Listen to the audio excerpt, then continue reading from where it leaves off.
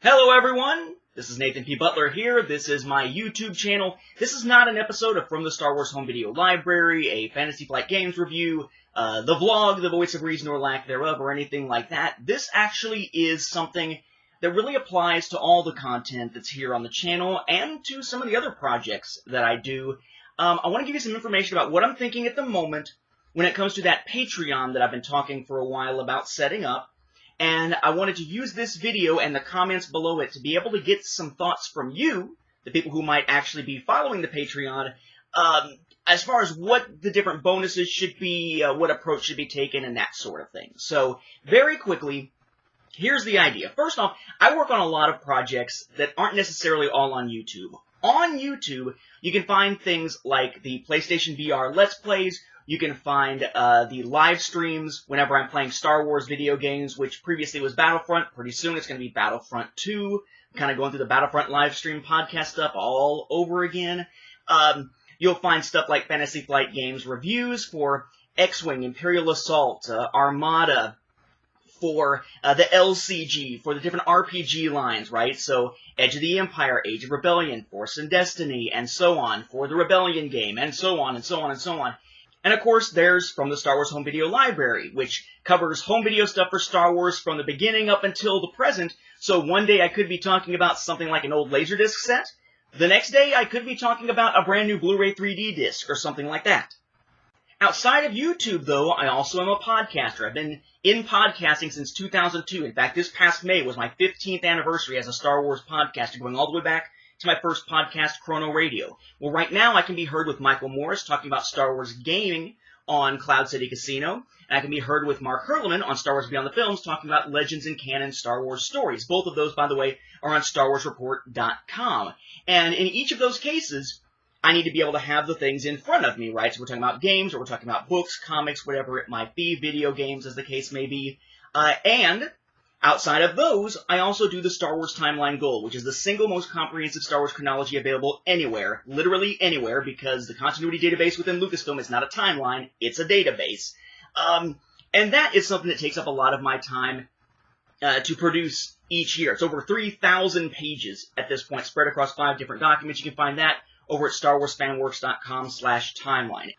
And of course, every once in a while, there's something I'll actually be working on that's a for-profit thing, which is fairly rare. Stuff like a saga on home video, a fan's guide to U.S. Star Wars home video releases that came out in May, and that will eventually, you know, a year or two or whenever from now that there's enough content to justify it, have a second edition. So, I do a lot of stuff that's basically fan projects. And one of the things that I've talked about before on From the Star Wars Home Video Library is the need for budgeting and such to make sure you're able to do the things that you want to do, collect the things that you want to collect, and that sort of thing. And as good as that is as a piece of advice, that's not always something that is possible depending on life circumstances. Within our household, between my wife and I, we have quite a few health issues, hers more than mine. And we are in the process, or she is in the process, in essence, which makes it our process, of helping out basically an almost indigent family member in dealing with health issues as well.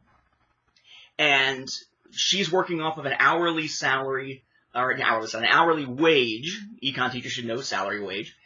She's working off an hourly wage, which is, you know, more than minimum wage, but not perfect, not terrific. And in my case, I'm on salary, but I'm a teacher. So I have a teacher's salary, which is not particularly huge. I actually work 3 different jobs, 4 if you count teaching summer school, for our school system, to be able to handle all the stuff that we're trying to handle from a financial standpoint.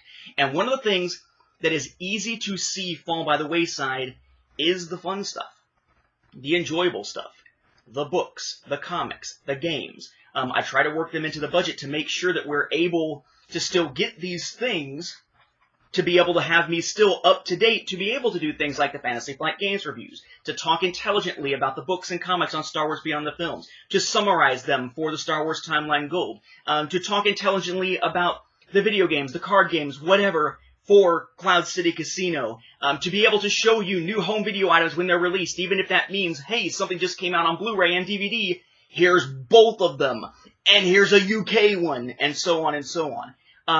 It gets to be kind of pricey having these types of hobbies, I guess you'd say, and to be able to be putting together these types of fan projects. And as things sort of wax and wane from a health standpoint, a medical bill standpoint in particular, it gets tricky. And one of the things that's been suggested to me over and over again is you create so much content, why not create a little bit more, and why don't you use that to do a Patreon? And that way you can maybe bring in a little bit of extra funds each month through subscriptions, essentially, through Patreons, that might actually help you to defray the cost to make sure you can stay using those, because it's dedicated funds for that stuff, to still be able to do those projects, which will also free up some of your other funds to focus on the medical stuff, or to focus on whatever, right? Buying different supplies that are needed and things like that, fixing up, the house or whatever it might be that's necessary at any given time, to be able to say, that's where these funds are going from, and here's this dedicated stream from Patreon specifically for keeping the projects alive. So, that being said, with that in mind, my plan is that by the end of the year, probably by the Star Wars Timeline Gold's 20th anniversary, which is in October, I will more than likely be launching a Patreon. The question now is, what is the Patreon going to entail? Like, what are the different tiers? What exactly is it that people will get out of doing the Patreon and that sort of thing? My plan is to make it something where it's essentially a monthly thing, as opposed to it being a by-project thing. Because knowing me, and the way that I release episodes of stuff on here, we may have a situation in which here's a time where there's like 1 or 2 projects released within a span of a couple of weeks. Now here's a week where he happened to be very busy, and now there's 5 different things released in the span of like a day. And I don't want it to be something where those who are trying to follow the Patreon thing have the numbers constantly moving on them, making it a moving target, something they can't actually rely on being a steady monthly amount. So the plan is to make it a monthly type thing, and I've got some ideas for tiers. This is where you come in, since it'll be probably mostly people who watch these programs or listen to the podcast who are more likely going to be jumping in and wanting to take part in the Patreon process. I'd like to know your thoughts on different tiers, other ideas for tiers beyond what I'm going to suggest, and how to divide those up. The main thing that I was planning on, or the main tiers I was planning on, was sort of a starting point level, which is basically so that you've donated $1 or more, which is going to get somebody into the credits on what would eventually be a monthly update video. So each month, I would do an update video on where do the projects stand right now. So for instance, for the Star Wars Timeline Gold, what's the new stuff that's been summarized? What's the stuff that's on the list as what I'm about to summarize? What videos have recently been put together? What am I working on from a video standpoint? What is next? Blah, blah, blah. That sort of thing. When I start on a second edition of this, what's the progress? What has been added? And so on. And that would be a video that's up for everybody to see through Patreon and through the YouTube channel. So if you were to jump in on the Patreon at that lowest level, you'd be in the thanks as a Patreon in the credits for that in both places. So even someone who never touches Patreon and only watches the video on YouTube could theoretically, if they're watching the credits, see your names scroll by as a supporter. So that's one thing. That's one tier, the absolute lowest tier. Then there'd be a tier above that, and I don't know if it would be multiple tiers or just one. That's where you come in with your suggestions. And the idea would be audio commentaries. I've done podcasting for a very long time, and I've done audio commentaries from time to time, but it's been a long time since I've put out a new one. It's been probably over a decade, I think, since I put out a new one of those. So, the thought process is that I would sit down with the most recent releases, the Blu-rays in most cases, the Blu-rays of different Star Wars programs, and do live recorded commentaries. For me, that's an easy thing to do because I have enough extensive knowledge to be able to talk intelligently about different episodes of shows and the movies and whatnot without having to constantly look stuff up, which means one long recording session. But also, from an editing standpoint, commentaries really can't be recorded and then edited quite a bit because the moment you edit and you cut anything out, it's no longer lined up with the show. So the idea is do sort of live recording sessions where I go through and deliver commentary on, it'd be episodes of the Clone Wars, episodes of Rebels, the movie versions, I guess you'd call them, of Droids and Ewoks, or the Droids and Ewoks cartoons, as we call them, but not regular episodes because those are not widely available to everyone. The Ewok telemovies, eventually the movies also, and so on. Basically, Star Wars video content. Probably starting with the Clone Wars in chronological order, because that is a series that's already out there and done. It's been suggested, maybe I should go through and do it like, here's an episode of Clone Wars, here's an episode of Rebels, Clone Wars, Rebels, Clone Wars, Rebels. Thing is, there's going to be more episodes of Clone Wars than there are of Rebels, so in the alternating pattern, eventually it's going to wind up with just Clone Wars. Some of the questions that come up with that is, okay, so is that all one tier? Is that something where you have a tier that starts out with maybe one of the lesser desirable ones, like here's a tier that starts with Clone Wars, and if you want Rebels commentaries, here's a tier above that? How do those get divided up? Are there different tiers for them? And if so, how far apart are they from a dollar amount type of thing? Are we talking like a $5 tier and a $10 tier? What are we talking about? 5 and 6, 5 and 7, 4 and 6, whatever. I'd welcome your feedback on that. But then with that, there's this idea that we need sort of at least one higher tier than that, right? So there's that sort of basic thank you tier.